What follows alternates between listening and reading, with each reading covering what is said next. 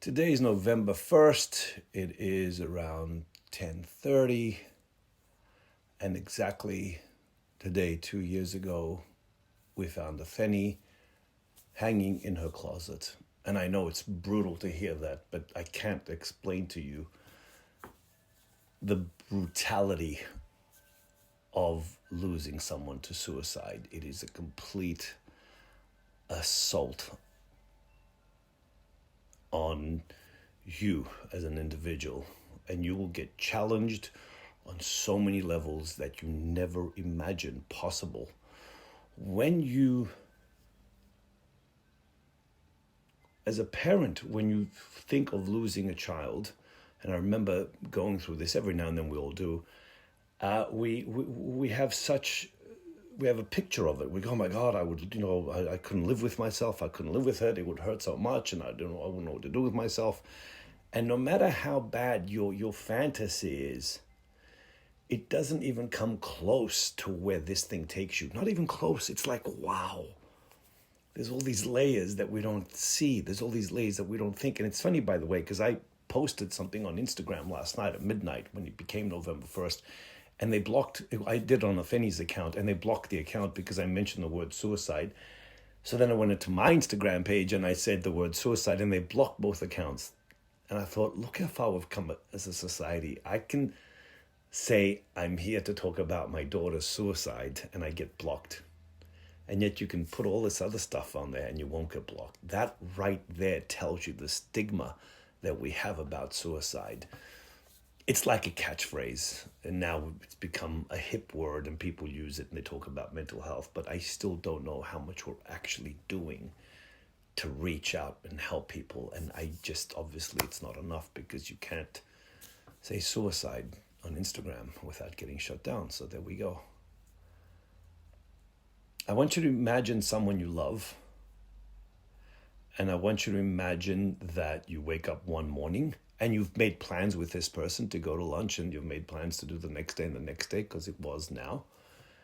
And you find them hanging in their closet. And out of the three kids, this one was the easiest. We talk about that. You know, the two boys, we appreciate them so much now for sharing and talking to us, because this child put up a good front. This child was always smiling, always happy, always good. Even the night before, we talked about lunch, where we're going for lunch. She was in her room right here, literally right here. The bed was facing this way. And I just said to her, hey, when you finish watching TV, put your brother to bed. It was around 9:30 at night. And I said, I love you. And she said, I love you. And that was it. That was the last time I spoke to her. Went to bed. We woke up the next morning. She had hung herself. And you go, what? How did we get here? That's the first thing that happens. How the hell did we get here? How? And you can think all day long, and people can tell you, oh, I think I saw something, I remember something, and you go, yeah. I still don't know how we got here. It doesn't add up to me. And the other thing that happens is that you go, even if I find out how we got here, it doesn't even matter, because she ain't coming back. So the issue is to figure all that out before you cross that line. What's the point of doing it now? You got to look for these things before. And part of the looking has to do with you, who you are. A lot of people have anxieties and fears about work things and losing money and relationship troubles. And when I talk to people now, here's the difference. When I internally connect it to that morning of finding your child hanging in the closet, and as brutal as it sounds, that's the reality of it. When I compare their issues, when I compare their problems, I go, wait a minute, this is solvable. You've got all this anxiety, you've got all this fear, you've got all this stress about something that is solvable. This I can't solve. I can't solve this one. I just have to live with it. Your issue, no matter if you lose your house, I'm not belittling it. No matter if you lose a big amount of money, no matter what happens, you lose a foot, it is solvable. You will get through it. So adjust the fear that we put around things, adjust the anxiety that we put around things, and just look at the reality and go, hey, it's going to be tough, but I'll get through it. I can solve this one. This one, you don't have a choice. You need to understand this. This issue does not give you a choice. It forces you to deal with it. You don't have a choice. The choice, if you don't deal with it, you yourself will die. That's the severity of this cost. So what happens is the first year, you are just numb, literally numb. You're not suicidal. You think you're suicidal, but beyond suicidal, what you are in fact is tired of dealing with the onslaught of grief, because grief, the one thing it's very difficult to understand is how physical, what a physical assault it is on the body. The body's tense, the body's stressed, and it reveals every single weakness you have. It's like going into a boxing ring with a heavyweight fighter. You wake up and you get punched in the face, you get knocked to the ground, you get punched while you're on the ground, and you got to get up. You've got to find a reason to get up. And then you get up the next day and you get beat up again. You feel it in your stomach, you feel it in your heart, you feel it in your teeth, your head, every part of your body hurts. And you get punched again. And you get up again and you get punched again. And you walk around exhausted and you talk to people and they think you're in a zone. You're not. You're just exhausted because you've been dealing with this physical assault on your body. And working out helps. Meditating helps. Breathing helps. Stretching helps. I don't have the discipline to do these things, but when I do them, and I do them, I see a difference. So I've got to be more disciplined within myself to do that so my body can survive physically. That was a big eye-opener. And we all know that. See, everything I'm going to tell you, we all know. It's that we don't do it. Taking care of this physically matters. The second thing that you realize is that you don't want to feel. So you start breathing less. Taking a deep breath, you feel, and that hurts. You don't want to connect. You just kind of want to hide. You literally just want to hide. You don't want to connect because connecting means opening up, and opening up means connecting, and which reminds you of pain, so you shut down. And that's what depressed people do.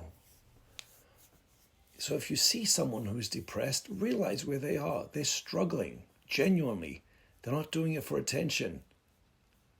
They're trying to stay afloat, but this weight of grief and depression brings them down. So to help people, you've got to just give them breathing room and let them seduce them out. You can't force it. So the first year, you just numb your body. You literally do. You drink, you do whatever you can because you're in shock. Your brain goes, how did we get here? Oh my God, what happened? How? And you're in shock. Intellectually, you know what happened. Intellectually, you know that she chose to hang herself in a closet. But to accept it is the shock. And you keep walking around the streets and you talk to yourself and you go, oh my God. And the second year is toughest. And everyone that's lost a child told me the same thing. The second year is roughest. And the second year is tough because the second year you are now sober. Clarity. You don't want to drink. You're tired. You don't want to numb your body. You're tired of that shit. You're physically tired because your body's being beaten up. So now you have clarity. And you think, wow, I'm going to keep getting up unless I get stronger physically. I'm going to keep getting beat up mentally. And the mental challenge. Whoa. The mental challenge.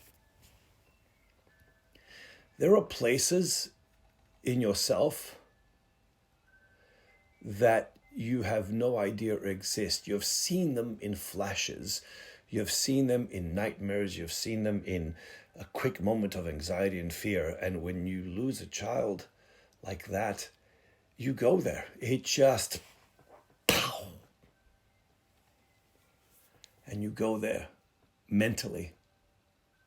It's not about taking your own life because that doesn't do shit. It's about how the hell am I going to get through this? How am I going to get to the end of the day? And what will matter for me to get to the end of the day so that I don't have to deal with the pain? None of us are suicidal here. We are just tired of dealing with that pain. We are tired of dealing with the assault. So what happens is all that negative now, that assault, now you've got to slowly start to go, wait a minute, to counterbalance this, I have to find something that matters to me, something positive. That's when the change starts to happen. And that happens in year 2. And I'm sure it's going to continue. Year 2, you start putting yourself together.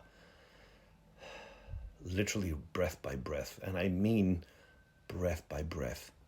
There are times when it kicks my ass in, and it could last for a minute, it could last for a day, it could last for God knows how long. You just stop everything. I've pulled over in the car, I've just stopped. People at work, I've asked complete strangers on the street, I'm not kidding you, for a hug. And I say, right now, no questions, I just need to hug someone. And they look like, and I go, it's okay, I just need to do it. And then what happens is that moment you realign with who you are today. Because today I'm a different person than who I was 3 years ago or 2 years and a day. Today's a different person. So I now choose what I am, what ingredients I need to become as a new person to survive that. And it can't be the same person, because the old person wouldn't survive. The old person would get hit and stay there. So what gets you through those moments is honesty. Honesty between yourself, honesty between your loved ones. Every moment has to be as honest as you possibly can make it, because then it matters. And that's the key. It matters. It's a notch up. And then you have to deal with the emotional stuff. This is not an emotional roller coaster. This is... It will challenge you on so many levels. And you find things to latch onto. And then spiritually, oh my God. There are places I've been to spiritually in the last 2 years that there's no need to put words to it. We don't have to explain that. That's just something between me and her.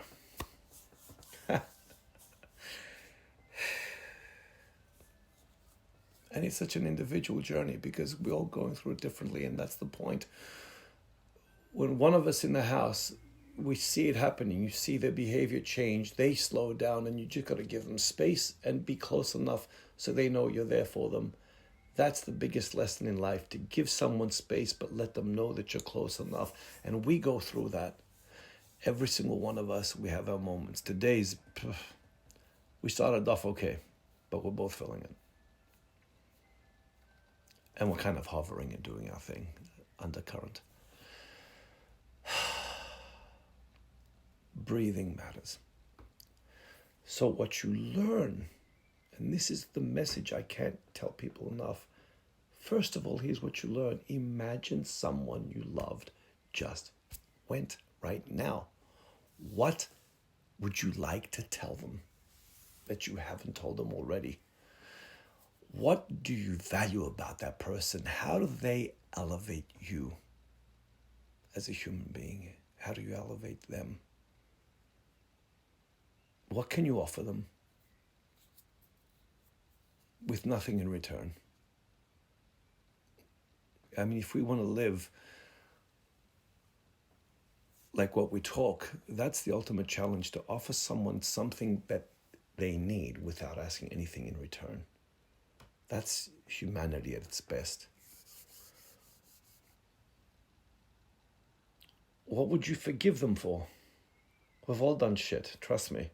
What would you forgive them, and what would you ask for forgiveness? I mean, these are things, these are discussions that need to be had now.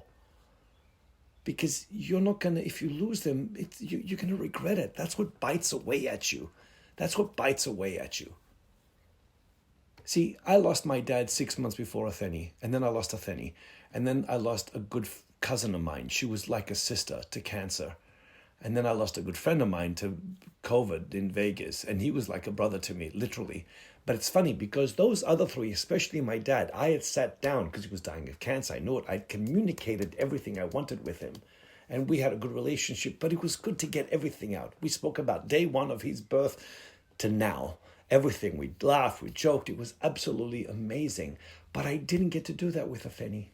I didn't get to say goodbye to her. And that's what bites. I said goodbye to my cousin, brief, but she was in hospital, but I got to say goodbye to her. I got to tell her I love her. I got to tell her what she meant to me. With Athenie, I didn't. And it's that unsolved communication that enhances grief. So I'm trying to tell people as much as I can, get rid of that much unspoken stuff. Speak it. Reach out to people. Forgive each other. Move on. Don't let that crap build up. Because the moment they're gone, you will regret it. And then you're the one stuck getting beat up with it, saying, I wish I had, I wish I had, I wish I could have, I wish this, I wish that, I wish that. You can wish all day long. The point is, in the here and now, you have them. In the here and now, you're able to communicate these things. So please do so. Because if you don't, you pay the price. This here is, ironically, she chose this to wear. And I can tell it's a conscious choice because it's 3 o'clock in the morning. You don't wear this at 3 o'clock in the morning. This is what she wore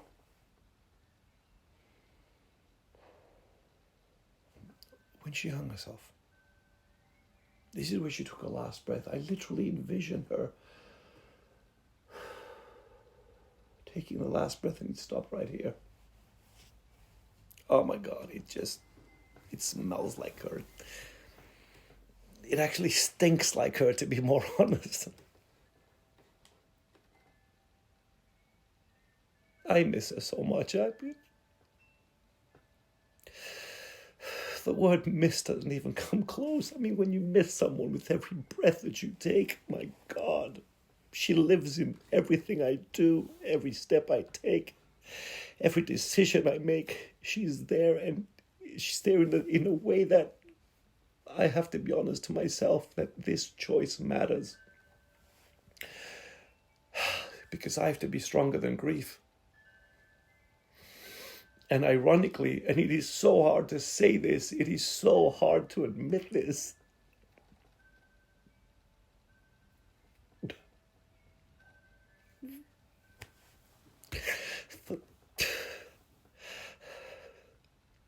The lesson is that it's actually making me a better person. And I don't know why it takes something so big to make you a better person, but that's...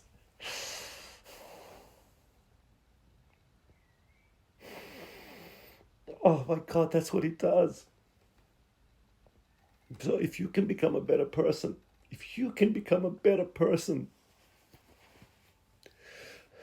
not for a minute, not for half a day, for the rest of your goddamn life,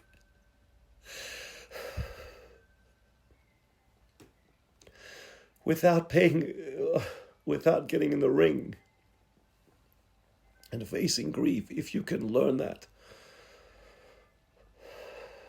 then you'll have a better relationship with yourself and a better relationship with your loved ones.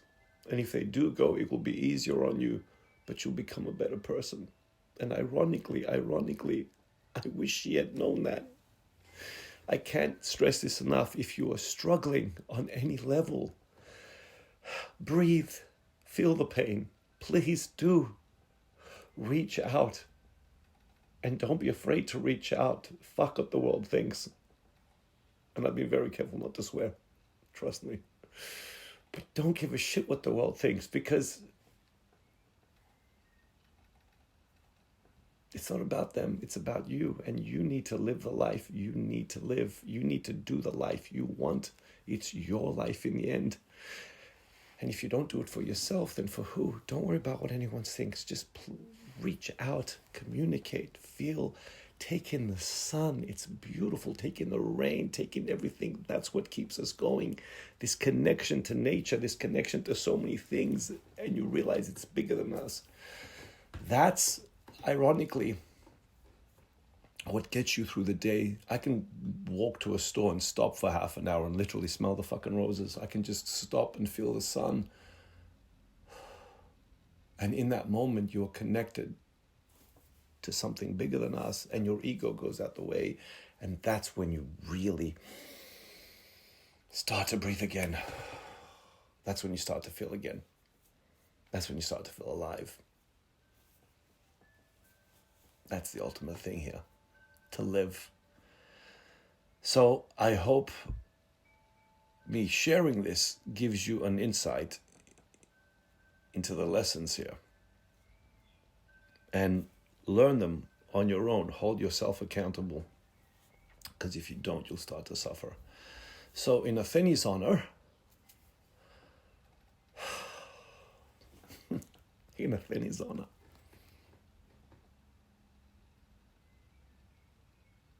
yeah.